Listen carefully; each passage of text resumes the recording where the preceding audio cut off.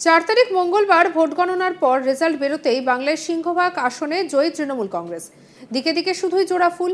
Result বেরোনোর আগে থেকেই ফলাফল কি হবে তা বুঝতে পেরে বিজয় উল্লাসে মেতে ওঠে শাসক দলের কর্মী সমর্থকরা। তবে রেজাল্ট বেরোনোর পর হিংসার ঘটনা ঘটতে শুরু করেছে।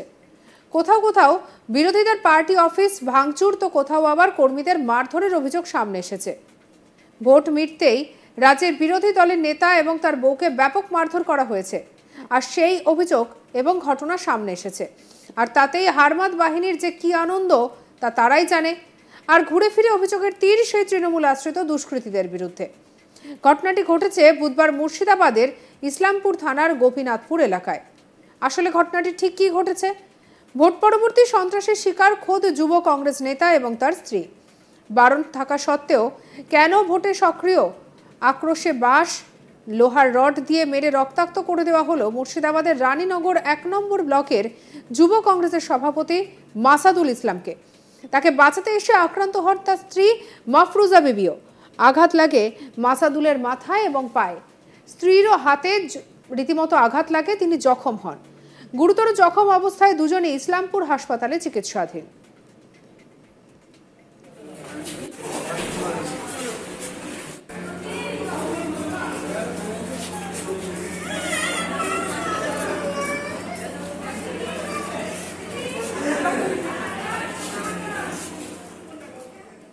এই ঘটনার পর একেবারে সন্ত্রস্ত হয়ে পড়ে গোটা এলাকা। অভিযোগ, তৃণমূল কংগ্রেসের দুষ্কৃতী বাহিনীর ভোটের আগেও তাদের হুমকি দিয়েছিল। ফল বেরোনোর পর থেকেই উত্তেজনা ছড়ায় গ্রামে। রানীনগর 1 নম্বর এলাকায় তৃণমূল কংগ্রেসের প্রার্থীর বদলে জোট প্রার্থী বেশি ভোট পায়। বুধবার তারই জেরে গন্ডগোলের সূচনা হয়। অভিযোগ, ইসলামপুরের গোপীনাথপুর এলাকায় তাকে নাগালে পেয়ে চড়াও হয় দুষ্কৃতীরা। তাকে বেধড়ক মারধর করা হয়। খবর পেয়ে স্ত্রী তাকে বাঁচাতে গেলে তাকেও মারধর করা হয়। কি বলছেন মাসাদুল ইসলাম, শুনবো।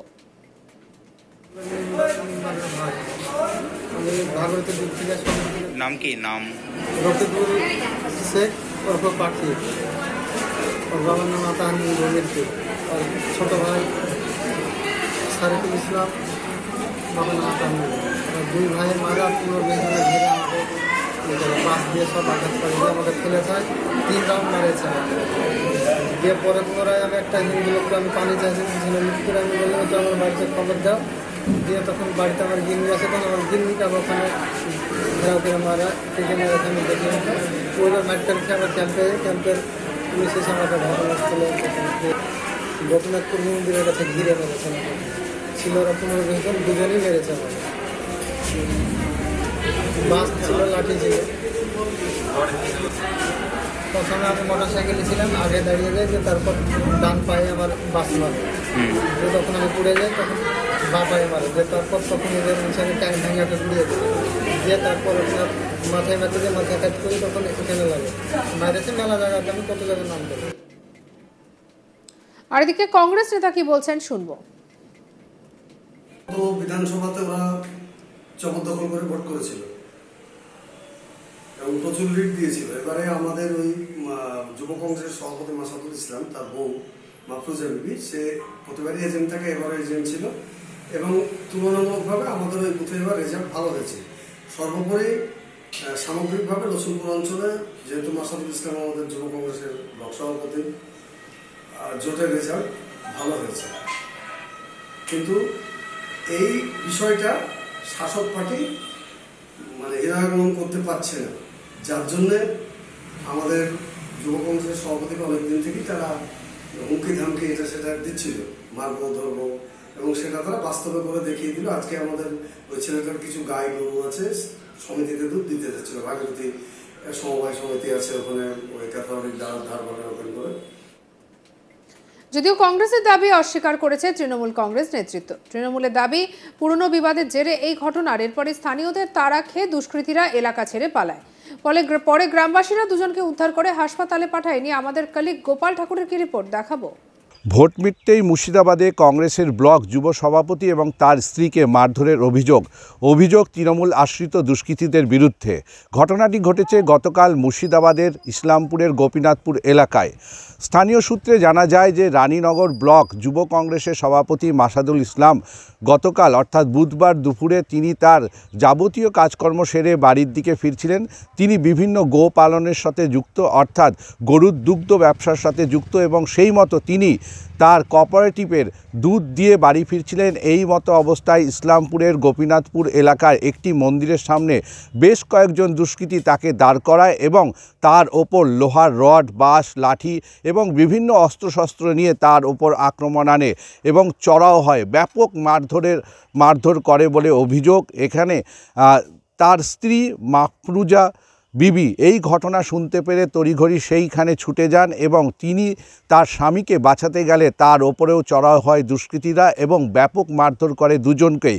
দুজন গুরুতর জখম হন এবং স্থানীয়রা পাল্টা তাদের তাড়া করলে সেই দুষ্কৃতীরা এলাকা ছেড়ে পালিয়ে যায় এবং এই মাসাদুল ইসলাম এবং তার স্ত্রী মাফরুজা বিবি এই দুজনকেই স্থানীয়রা গুরুতর জখম অবস্থায় ইসলামপুর গ্রামীণ হাসপাতালে তাদের ভর্তি করে এবং এই যে যারা তার উপর আক্রমণ এনেছিল তা কংগ্রেসের পক্ষ থেকে বলা হয়েছে সরাসরি তৃণমূল আশ্রিত দুষ্কৃতীরাই তার উপর আক্রমণ এনেছে এবং সেই এলাকার কংগ্রেস নেতা অভিযোগ করেছেন যে গত বিধানসভা নির্বাচনে এই এলাকায় শাসক দল সেই বুথ দখল এবং জবরদখল করে এই এলাকা থেকে নির্বাচন করেছিল এবং এই এলাকায় মাসিদুল রহমান এবং তার স্ত্রী মাফরুজা বিবি তিনিও সেই সময় এজেন্ট ছিলেন এবং এই যে বর্তমানে যে ভোট মিটে গেল অর্থাৎ লোকসভা ভোট, সেই ভোটে ওই এলাকা থেকে যিনি জোট প্রার্থী হয়েছিলেন তিনি হচ্ছিলেন সিপিআইএমের রাজ্য সম্পাদক মোহাম্মদ সেলিম এবং অন্যদিকে তৃণমূল কংগ্রেসের যিনি বিদায়ী সাংসদ ছিলেন আবু তাহের খান, তিনি বর্তমানে এবছরেও তিনি জয়লাভ করেছেন এবং সাংসদ হয়েছেন। এই যে এই লোচনপুর এলাকা ইসলামপুরের অন্তর্গত বা রানীনগরের অন্তর্গত যে এলাকাগুলো রয়েছে সেই এলাকায় ব্যাপক ভোট পেয়েছে জোট প্রার্থীরা। তাই এই জোট প্রার্থীদের আক্রোশ এবং বিভিন্ন দিন থেকে তার ওপর হুমকি আনা হচ্ছিল যে তাকে এই ভোট কার্য থেকে বিরত থাকার জন্য, আর এই হুমকির জোরেই তার ওপর এই আক্রমণ বলে তাদের পরিবার এবং কংগ্রেসের পক্ষ থেকে অভিযোগ। যদিও জানা যায় যে এই এলাকায় 2024 লোকসভা নির্বাচনের জোট প্রার্থীরা যেখানে বিধানসভায় এই এলাকা থেকে প্রায় 14,000 ভোটে লিড ছিল, অন্যদিকে সেই লিড নেমে এসেছে 2,000 ভোটে। এই আক্রোশের কারণেই এবং এলাকা উদ্ধারের কারণেই এই আক্রমণ বলে কংগ্রেসের পক্ষ থেকে দাবি করা হয়েছে। অন্যদিকে তৃণমূলের উপর সরাসরি অভিযোগ আনতে তৃণমূল কংগ্রেসের পক্ষ থেকে বলা হয়েছে যে এর সাথে তৃণমূল কংগ্রেসের কেউ জড়িত নয়, এটা পুরনো কোনো ব্যক্তিগত বিবাদ বা পুরনো কোনো বিবাদ সংক্রান্ত কারণেই তার উপর আক্রমণ হানা হয়েছে। যদিও বা বাদ বিধানটায় দুপক্ষের মধ্যে রয়েছে। সঙ্গে রাখুন আজ তাক বাংলাকে সাবস্ক্রাইব করতে ভুলবেন না।